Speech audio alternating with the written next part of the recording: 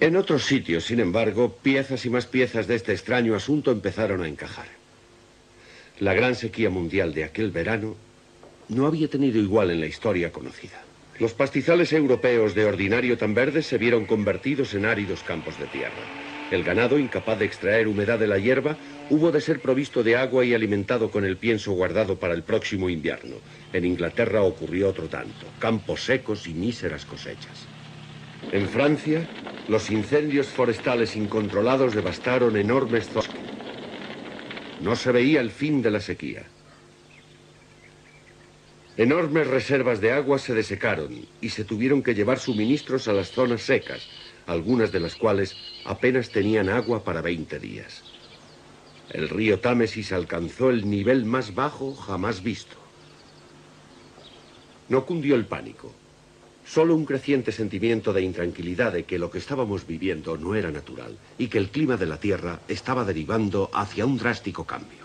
Melbourne, Australia, donde el río Amarillo quedó reducido a un arroyo polucionado en el que los peces y la vida acuática desaparecieron casi por completo. Las restricciones de agua aumentaron y se hicieron esfuerzos desesperados para salvar los raros y valiosos árboles del famoso jardín botánico de Melbourne.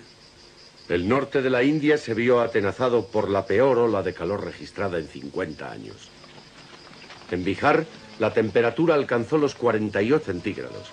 Miles de personas murieron y los daños en las cosechas y el ganado fueron inimaginables.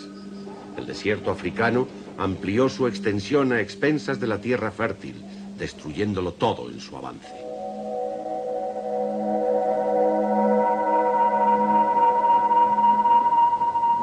Mientras tanto, en China y casi toda Asia, terribles terremotos ocasionaron muertes a millones, más de las que ocasionaría un ataque nuclear. Al otro lado del Pacífico, el Caribe parecía a punto de estallar.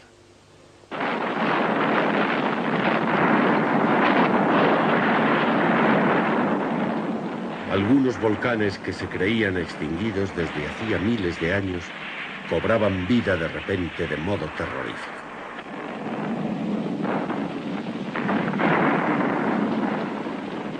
Ciudad de la Muerte, 2000 cadáveres en las calles de Guatemala. Masas de rocas desprendidas destruyeron siglos y siglos de historia en la Europa central. En Italia y Yugoslavia, muchos pueblos antiguos fueron reducidos a escombros. Equipos de rescate internacionales evacuaron a miles de personas de las zonas amenazadas, pero muchas otras estaban demasiado abrumadas por la experiencia para decidirse siquiera a marchar. Los científicos empezaron a sospechar que el equilibrio ecológico de la Tierra se enfrentaba a un peligro mayor de lo que hasta entonces se había creído.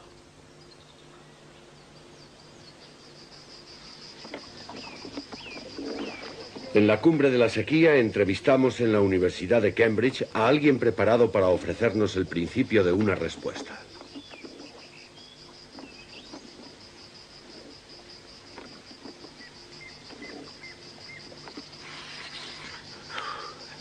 ¿Lo ve? Es algo que no en este país. Este calor.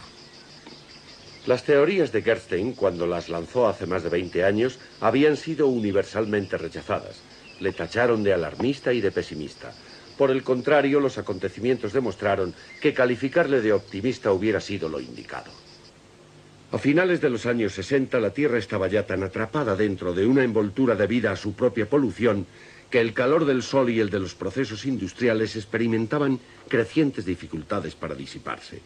10 años antes de la predicción de Gerstein, el notable efecto de invernadero, un espesamiento de la atmósfera exterior debido al aumento de los niveles de dióxido de carbono, se había convertido en realidad.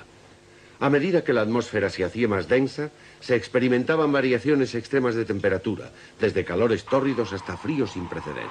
Norteamérica padeció el peor invierno de que se tenía noticia. Los ríos se congelaron e incluso las grandes cataratas del Niágara se vieron detenidas. En muchas zonas el presidente Carter ordenó el estado de emergencia. Pero el más terrorífico descubrimiento que hicieron los científicos fue que el nivel de nieve no derretida del año pasado era el primer paso hacia una próxima e inevitable era glacial. Desde la conferencia de Huntsville en Alabama en 1957, mis ideas fueron por fin tenidas en cuenta por un pequeño grupo de físicos y de consejeros gubernamentales. Pero entonces, claro, ya era demasiado tarde. Profesor Gerstein, ¿puede decirnos qué pasó después de Huntsville? Lo habitual.